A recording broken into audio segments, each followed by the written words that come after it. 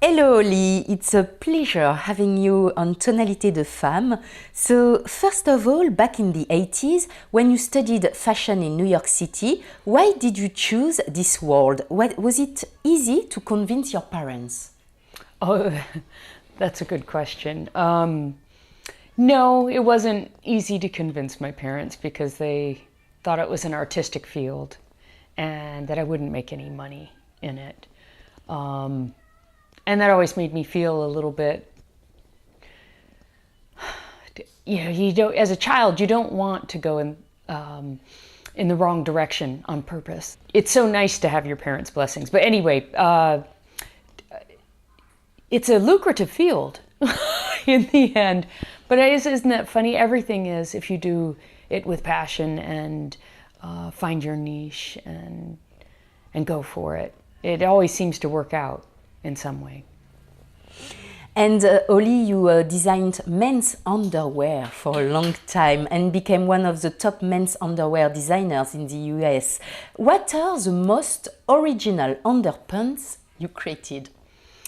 In the mid-90s, the boxer brief became very popular, and I made a cotton lycra boxer brief for JCPenney, which is kind of like Marks and Spencer.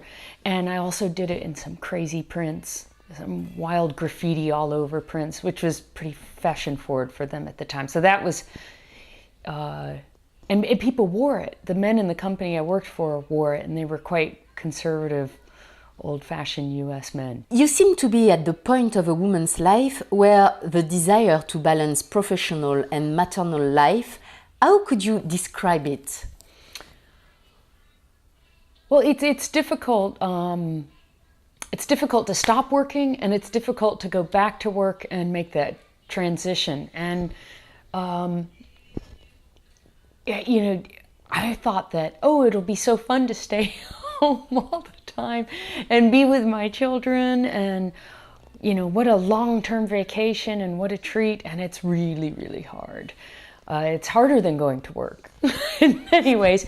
And so I'm just now, and it's such an overused phrase, but I'm just now getting to the point, my daughter's 2.5, my son's going to be 5, where I'm trying to move from occasional freelance into going back to work more full-time. I don't know if I can. Really don't know if it's possible. Perhaps it is here in the Netherlands, where everywhere I worked in fashion before, the 10 and 12-hour days just make it a really fleeting thought. I'm looking forward to giving it a go and having some balance between my aspirations and building the aspirations of my children. Holly, as you know, more and more women are single or don't have children yet at the age of 37, 38. Often they are watching the clock thinking that 40 is a deadline. To see you is so inspiring for us. Is your age your vitality booster? Well, I do think I'm a little tired more often in my 40s with little kids than I may have been in my 20s. I don't think being in my 30s would have made any difference with that, because I do remember getting kind of burned out right at the end of my 20s with work, and I never got back that crazy all-out strength I had when I was in my early 20s.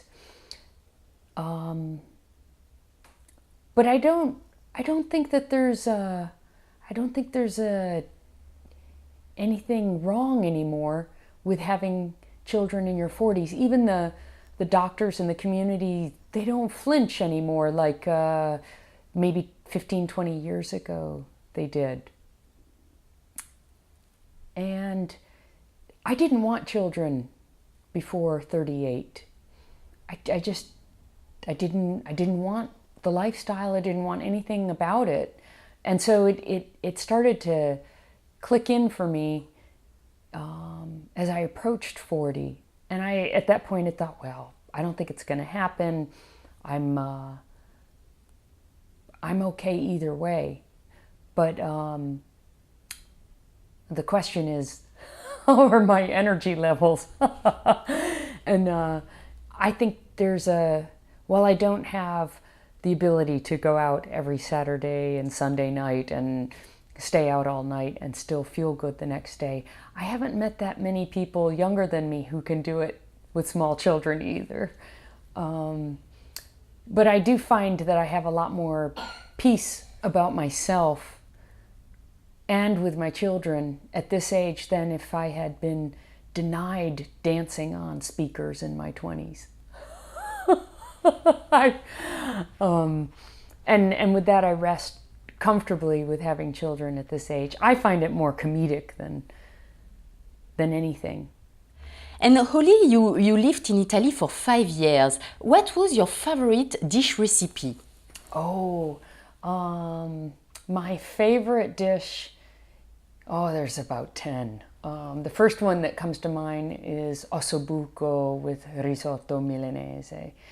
And that we ate in Milano. The shellfish in Treviso was incredible. I ate razor clams like I've never had them before. And I'd never been to a fine restaurant where shellfish was served fresh seasonally in a 7-course meal, which you can do in Italy with shellfish and not come out feeling uncomfortably full. This isn't perhaps a dish, but the homemade proseccos in the hills outside of Treviso. Sometimes my husband and I would just get on the motorcycle and ride up into the mountains, and they would pour you warm, lightly frizzante prosecco in a juice glass. Lovely. Those are some of my favorite things. Thank you so much, Holly, for your time. Thank you. All the best. Thank you.